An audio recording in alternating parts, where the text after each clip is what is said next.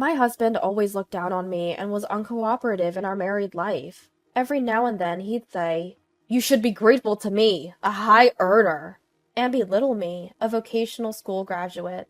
One day my husband said, "You should appreciate what you have in me," and he left home. "Are you ready to apologize yet?" That's what he asked when he contacted me, and I told him, "It's more comfortable without you." My name is Annika, and I'm 28 years old. I met my husband, Matthew, who's the same age, through a mutual friend. When I met him, I had just graduated from a vocational school in the countryside and moved to the city for work. Matthew, who was from the city, actively taught me about urban life. "Ask me anything about this place. You must be lost since you just came from the countryside, right?" Well, I'll take you up on that offer. I'm confused about the train transfers, and then, when I asked various questions, Matthew said, "I'll guide you." Matthew, who showed me an unknown world, was very reliable, and I gradually became attracted to him. On his days off, Matthew would take me to popular tourist spots, and we started seeing each other every weekend. Gradually, we began to have dinner after work more often, and it became natural for Matthew and me to be together. So it was only natural that he proposed to me. I had no reason to refuse, and Matthew and I became a married couple before we knew it. However, as our married life continued, Matthew began to look down on me. "You're going to keep working after we get married, right?" I looked into Matthew's eyes and answered his question. "Yeah, I'm planning to. We have to pay the mortgage on our new home." "Really? All right, do as you like, but don't slack off on the housework, okay?" "What? Since we're both working, let's share the housework." "Share? Unlike you, a vocational graduate, I have a responsible job. I don't have time for housework." "But I have work too." "Work? It's probably no different from part-time work, right? Besides, there are plenty of replacements for someone like you who didn't even go to college. I'm expected by the company, so it's not the same. My work is many times more important than yours." "But—" "There's no but. It's only natural for the one who doesn't earn to do the housework." "I think that's wrong, though." "You wouldn't understand since you didn't even go to college. That's common sense." I had my own opinions, but I didn't want to fight so early in our marriage. I gave up on persuading Matthew and decided to do all the housework myself, as he said. I had been living alone for a long time, so I wasn't bad at housework. I had been cooking for myself while working, so it was just for two people now. I quietly obeyed Matthew. Perhaps encouraged by this, he gradually became more unreasonable. "From today, I'll manage all the salary. I'll give you living expenses, so manage with that."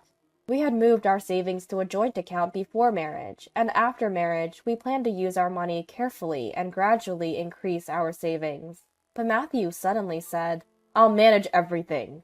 The living expenses Matthew gave me were only $100. $100? Is this just for food? The other daily necessities are separate, right? "What? That's all the money I'm giving you. You can manage with $100 as a housewife, right?" Food, daily necessities, medical expenses, all of that for just $100 a month? It's impossible. "It's not impossible. You'll do it. I come home tired from work every day. I won't forgive you if you skimp on meals." Moreover, Matthew was picky about the menu, and he'd become grumpy if it wasn't luxurious. "What's this? Just this little bit of meat? Lately it's all cheap meat. I want you to serve me some expensive meat after I've worked all day." "But with $100 for living expenses, it's impossible. If you want to eat meat, can you increase the living expenses a bit?" "No more whining! I can't give you any more." "Why? If we combine both our salaries, we should still have some left over for rent and utilities, right? I want you to use some of the savings for living expenses." "The balance is decreasing. I can't increase it anymore." "What? We're not saving? Why, when I'm saving so much?" "How should I know? Maybe the $100 for living expenses is still too much." "You haven't been checking the details, have you?" "What man would bother looking at that?" "If the balance is decreasing, you need to check what it's being spent on to manage it properly. What on earth are you spending so much on? You've been coming home late lately. Is it the drinking expenses?" "The drinking is for business relationships and entertaining. Don't criticize how I do my job." It seems that Matthew was using the money in the account as he pleases, without even checking the details. Upon further investigation, it wasn't just drinking. He was buying things for his hobbies, making excuses like a break from work, and doing whatever he wanted. No wonder the savings were decreasing. Hey, the money in our joint account is what we both contributed when we got married, right? Shouldn't we save a little more? Then Matthew yelled at me. Don't be so noisy when I'm supporting you. You should be grateful to live under a high earner like me. Matthew's salary is $1,500 a month. Is that considered a high salary? But in Matthew's company, he seems to be on the higher end of the pay scale. Because of that, Matthew has completely convinced himself that he's a high earner. Listen, I'm expected at the company, so I'm juggling many jobs. I have many clients, so the number of entertaining events increases. That's why the drinking parties increase. It can't be helped. There are many people in the company who are laid off and quit due to restructuring. Don't you understand my competence being needed by the company all this time? His reasoning is just too selfish. I had kept quiet until now, but I finally couldn't stand it anymore. I'll be clear about this. A salary of $1,500 is not a high salary or anything. Nowadays, everyone gets more for their first salary. For your age, only getting $1,500 is actually too little. But in my company, if you say you're a high earner in the company, isn't it that Matthew's company's salary level itself is low? What did you say? Also, if you're going drinking for entertaining, the company should cover it as an expense. It's strange for you to bear it personally. Well, it's common, isn't it? Is it? And the people around you who quit, were they really laid off due to restructuring? What do you mean? Well, no one explicitly said it's restructuring, but employees are regularly decreasing. Isn't it that everyone's quitting because they hate the company's harsh nature? The salary is low, overtime pay is hardly given, and they don't even let you use expenses for business drinking. That could easily be classified as a so-called black company, don't you think? What did you say? People like Matthew, who work for low wages without questioning anything, are valuable to the company in a way. But aren't you just being used rather than being relied upon? I said too much. I realized it too late. Matthew's face turned bright red and his shoulders were shaking. You, a country bumpkin and a vocational school graduate, wouldn't understand society? $1,500 is a low salary? You're just a sore loser. A sore loser? Yes! I saw your pay stub the other day and you only made $1,000. What? Where did you see that? Looking at my surprise, Matthew said triumphantly, The deposit statement was left on the desk. Fool, no matter how much you talk back to me, you still earn less than me. If I don't support you, you can't even live on your own. Stunned, I listened as Matthew continued. This is your punishment for defying me. I'll stay at my parents' house for a while. Try living on your own. You'll understand how much you need me. Parents' house? You can't be serious.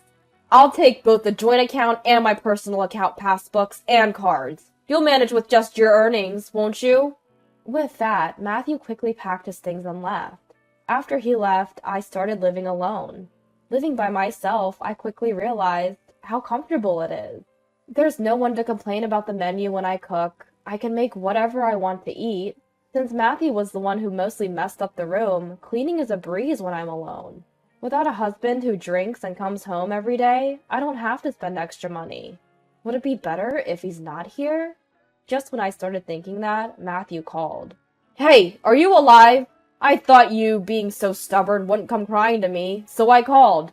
Have you realized how much you need me? If you apologize now, I might come back. But you'll have to promise not to defy me anymore. You don't have to come back. At my immediate response, Matthew let out a strange, huh?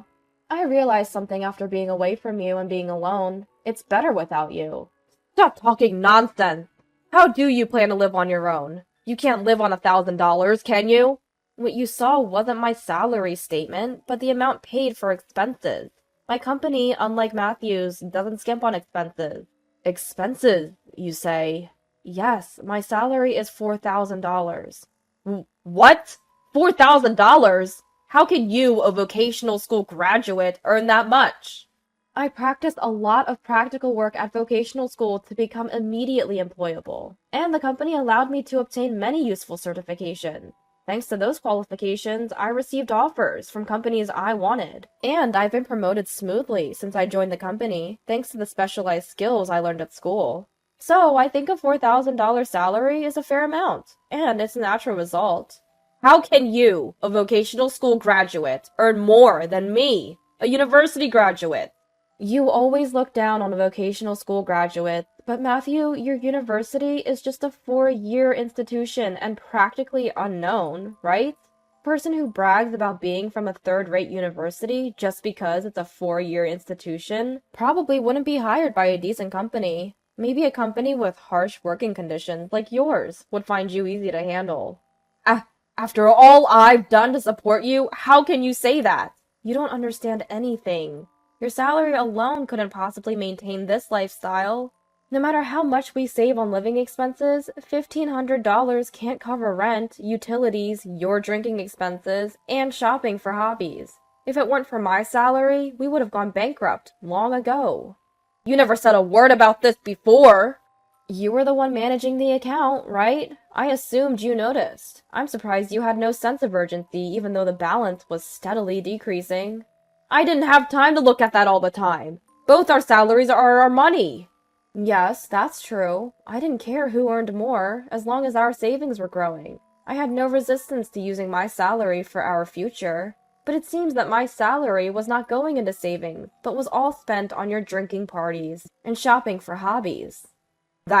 Well, I've had enough of that. I realized I don't need you anymore, so you don't have to come back here. Wait, are you breaking up with me? Well, yes. If my salary is gone, it's you who won't be able to live, right? Then Matthew suddenly became frantic. Wait, don't leave me!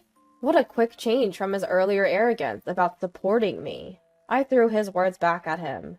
Well, if you apologize now, I might forgive you, but you'll have to promise not to defy me anymore. I understand. I promise. Really? Yes! I'll even increase the living expenses I give you a little. At his desperate plea, I burst into laughter. Give me living expenses? What are you talking about? From now on, you'll be doing the housework, so I don't need living expenses. I'm doing housework? Yes, you said it yourself. It's natural for the one who earns less to do the housework. Between your $1,500 and my $4,000, you, a university graduate, can easily figure out who earns less, right? From now on, I'll give you living expenses, and you'll do the housework. I'll manage the total money. But housework is a woman's job, right? Oh, are you defying me? Planning to break the promise already? I'm ready to divorce any time, you know. Wait, I understand. And so he agreed to take on all the housework, just as I said. After that, I continued to make requests to Matthew. Matthew, no more overtime from now on. Wait a minute! I can't finish my work without overtime! There's no need to do unpaid overtime. If you do overtime, make sure the company pays you for it. Alright. Also, I won't pay for your entertainment expenses. What? The only money I have to spend freely is the living expenses I get at the beginning of the month. How am I supposed to go out drinking with that? You should be able to get entertainment expenses from the company. Talk to them about that too. If you go out for drinks for other reasons, I'll give you additional social expenses. As I said, Matthew tried to negotiate with his company for overtime pay and entertainment expenses, but he was brushed off. The supervisors who had been flattering him with, "We rely on you," and "You're our star," suddenly turned cold. Matthew finally seemed to realize that his company was not normal. What Annika said was true. They just wanted an employee who would do unpaid overtime and self-funded entertainment without complaining. Matthew, who had given up on his company, then began job hunting. However, he couldn't find a company willing to hire him, a third-rate university graduate with no qualifications or skills. In interviews, he was told, "If you only had at least one qualification..." Matthew, who had failed miserably in his job search, said to me admiringly, "The qualifications you have are actually amazing. I've always looked down on you for being a vocational school graduate, but you are far more incredible than me. I was wrong. I'm sorry for everything." Matthew, who had been uncooperative and unreasonable in our married life, had completely changed. In the end, he started working part-time at a nearby supermarket. I'm not as efficient at housework as you yet, so I chose a place where I can come home early. From now on, I'll support you from behind. Matthew, thank you. But I want you to continue job hunting. We can do housework whenever we can. Let's work together as a couple from now on. But even if I continue job hunting, it's impossible for me to join a company that pays better than you. Don't worry about that. I was originally against Matthew's idea that the one who doesn't earn does the housework. I just wanted you to understand that, so I said the same thing. Matthew, why don't you look for a job you want to do without worrying about money? After that, Matthew started checking job listings and studying for qualifications during his part-time work. If I don't have any skills, I thought I'd at least get some qualifications. Annika, can you help me with what I don't understand? Yes, of course. Although our relationship has become the complete opposite of what it was initially, Matthew and I are getting along much better than when we were newlyweds. I like Matthew now much more than the old him. I want to continue living together as a couple, combining our strengths.